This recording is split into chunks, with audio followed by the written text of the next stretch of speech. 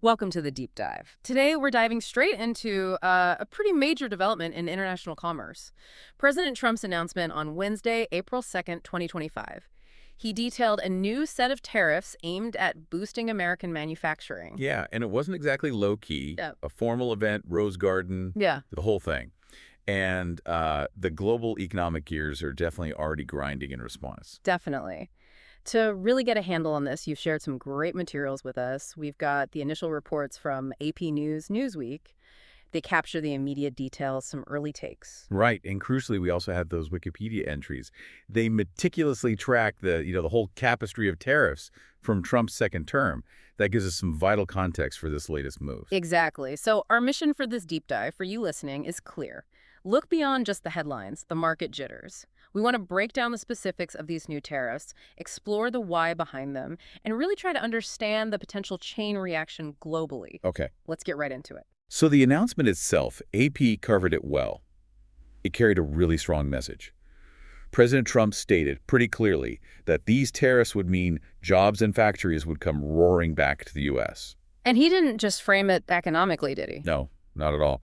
He presented these measures as essential for national security, even suggesting that without them, our very way of life was under threat.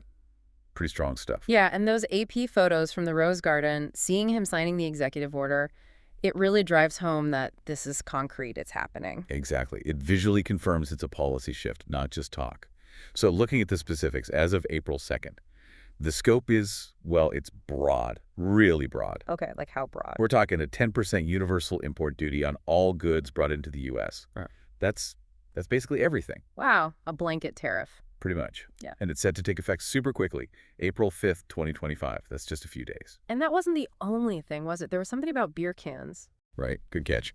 There's also a 25% tariff on canned beer and empty aluminum cans. That one starts even sooner, April 4th. Huh. So specifically targeting those items, is that building on previous tariffs? It seems like it, yeah. It looks like an expansion of existing tariffs already on aluminum. So there's a bit of precedent, but this targets consumer goods and packaging more directly. Interesting. So maybe trying to hit the whole supply chain? Could be, from the raw aluminum right through to the finished can on the shelf. Yeah. Oh, and notably, Trump apparently called April 2nd Liberation Day. Liberation Day. Okay. Okay. That definitely adds a symbolic layer, doesn't it? It certainly does. Strong rhetoric. Well, the financial markets definitely heard the message, loud and clear, it seems, though maybe not the reaction they wanted. AP and others said markets were jolted. Yeah, jolted is a good word. U.S. stock futures dropped significantly, down as much as 3% early Thursday. 3% is a big dip, and it wasn't just here, right? No, absolutely not. Tokyo's market-led losses over in Asia it just shows how interconnected everything is. And it wasn't just stocks either. Nope. Oil prices sank more than $2 a barrel. Even Bitcoin took a hit, dropped like 4.4%.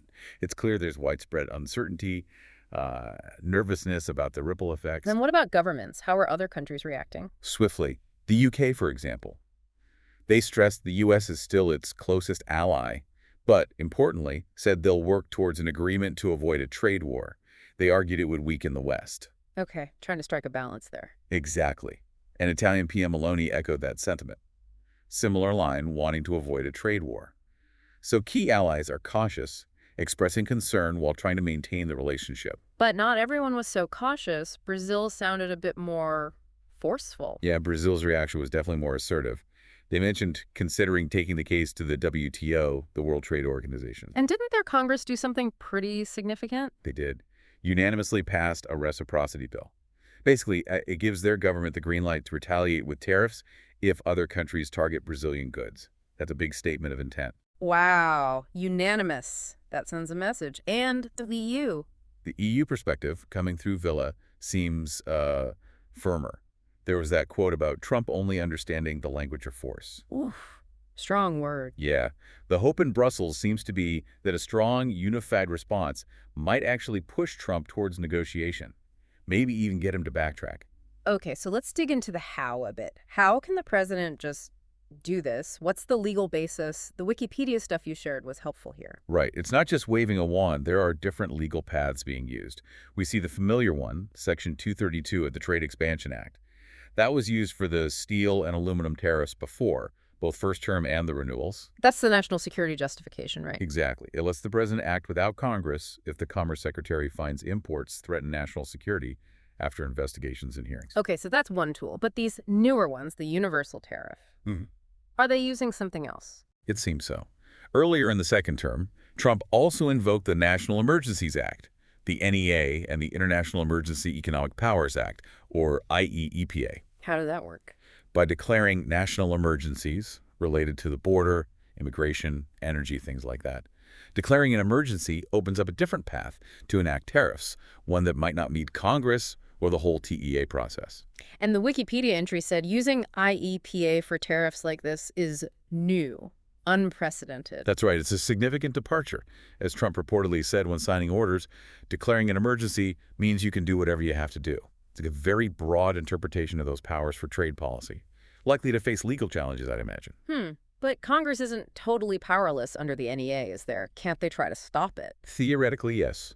Under the NEA, a member can introduce a resolution to terminate the emergency, forcing a vote within 15 days. Did that happen? It did. Back in February 2025, Democrats tried to end the energy emergency declaration, but the Republican majority in the Senate voted it down. And I read something about the budget bill. Did that change things? It did. A provision in the March 2025 budget bill effectively blocked any more NEA termination votes for the rest of the year. So that door is closed for now, basically. Pretty much. It significantly limits Congress's immediate ability to push back on these emergency declarations and the tariffs tied to them. Okay, so these April 2nd tariffs aren't happening in a vacuum. They're adding to a whole bunch of trade actions already taken in the second term. The Wikipedia entries listed quite a few. Absolutely. That context is crucial. Before this universal tariff, remember, the 25% tariffs on steel and aluminum were renewed, effective March 12th, ending prior exemptions. Right, and the situation with Canada and Mexico seems really complicated, especially with USMCA in the mix. Very complicated. Tariffs on most Canadian goods and all Mexican goods started partially on March 4th. And this is key goods that comply with USMCA rules have their tariffs delayed indefinitely. Which must be a nightmare to figure out which goods comply and which don't. You bet. Logistically and politically complex. And remember that 10% tariff on Canadian oil and gas? That was timed to start right on April 2nd, the same day as the big announcement. And Canada already hit back, didn't they? They did. On March 13th, they retaliated against the earlier tariffs with their own 25% tariffs on about $20.6 billion of U.S. goods, steel, aluminum, other stuff. Classic tit-for-tat escalation. And China, of course, has been a major target. Oh, yeah. The 20% tariff on all Chinese goods went into effect March 4th. That was up from 10% earlier. It signals a continued hardening of trade relations. And China retaliated, too. Predictably, yes. Tariffs on U.S. goods, plus they've started investigations into American companies operating there. It's exactly the kind of cycle economists worry about. And the Wikipedia info mentions something about reciprocal tariffs coming soon. Yeah, a plan announced back in February, set to kick in April 9th, suggests even more tariffs are potentially on the way. Good grief. It's a lot to keep track of. Were there other proposed tariffs floating around before this week? Several. A 25% tariff on countries importing Venezuelan oil, announced late March, also effective April 2nd. Which is interesting because the U.S. also imports Venezuelan oil. Right. How does that work? Good question. It raises questions about practicalities, maybe unintended consequences. Yeah. Then there were proposed tariffs on cars, auto parts, a threat of tariffs on all EU goods, including a potential 200% tariff on EU alcohol. 200%. Yeah. Plus ongoing investigations into things like digital service taxes, copper, timber, all could lead to more tariffs down the road. Okay, one last piece here, the de minimis exemption, the thing that lets small packages come in duty-free. Right. There were efforts to end that, especially for China, Canada, Mexico. Those got delayed, particularly for USMCA-compliant stuff from Canada and Mexico. But the new announcement changed that. Seems so. The White House fact sheet from April 2nd explicitly says the de minimis exemptions are being closed, and the justification they gave: to combat China's role in America's synthetic opioid crisis. Wow. So linking trade directly to the opioid crisis. Exactly. Connecting trade policy to a major public health issue. Okay, so bringing this all together, this incredibly complex web of tariffs, old and new, what are the big economic worries here? Newsweek sounded pretty downbeat. It did. Newsweek highlighted the argument that Trump might have turned a perceived strengthen the economy into a liability with these trade policies, Okay. pointing to the shaky stock market, consumer anxiety about rising costs, stubborn inflation. There was that quote, "It's a complete own goal." The idea that policies meant to help the U.S. might actually end up hurting it by raising prices for everyone. Because the cost of imports goes up, and then that gets passed on. Right, to businesses, then to consumers. And the potential for global disruption is serious. Economist Michael Hudson, mentioned in the Wikipedia info, suggests these tariffs could really mess up international payments How? by making it harder for countries to pay their dollar debts. He raised the possibility of a debt crisis, even drew parallels to, like, the Latin American debt crisis or WWI loan repayments.